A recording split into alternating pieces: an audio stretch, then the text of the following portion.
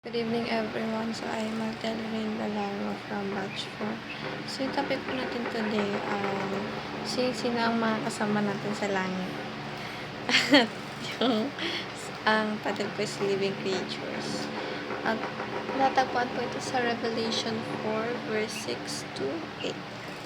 So first, let us just read the concept of living creatures. In scripture, living creatures are a unique class of heavenly beings described vividly in Ezekiel 1 and Revelation 4. These beings, bearing the faces of lion and ox, a man, and an eagle, surrounds God's throne in continual worship. Their symbolism reflects strength, service, intelligence, and swiftness. They remind us of the splendor of heaven and the unceasing praise that surrounds our glorious God.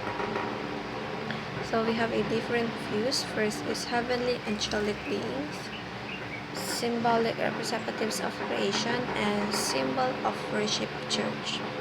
So dito po, of course, sinasabi niya ni Pastor Russell kung sino-sino or ano nga ba yung parang glimpse na maaari nating makasama kung tayo ay mapupunta sa langit.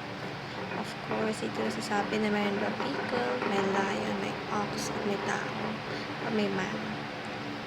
At dito sa teachings, the heavenly realm is an entirely different reality. The four living creatures were created for worship, and the whole creation is centered around God's glory. So we should keep in mind na lahat ng yun ay talaga namang gawa sa Panginoon, nanggaling sa Panginoon, at of course, pinangalagaan ng Panginoon.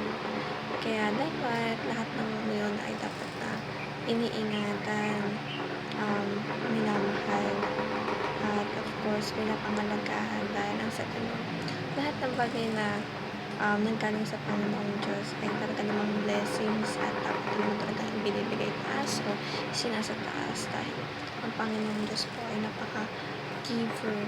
Wala nang matira sa Kanya pero at least tayo mayroon ganun po ang Panginoong Diyos. Lahat na kaya na ibigay sa atin ay talagang binibigay na hindi man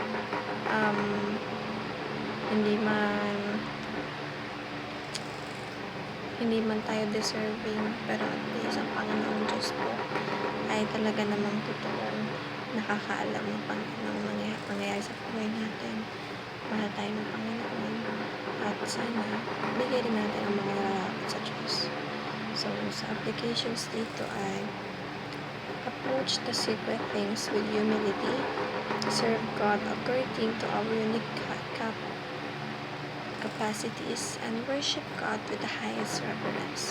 So, ngayon sabi ko, dapat ibigay natin sa taas natin ang lahat ng maaaring o lahat talaga ng lahat ay talagang dapat sa Panginoong Diyos. At wala tayong deserve sa mundo kundi dahil siya lang at sa kanila lahat ito lang wala. Kaya dapat we should give all the glory, worship, and love to Him because He deserves everything and He deserves nothing in this world but goodness, kindness, and love. So, I hope we gain some understanding and knowledge sa bawat videos na magpaparin kay Pastor Russell. So, God will know that we are able to aim or observe lahat ng mga salita na binibigay sa atin.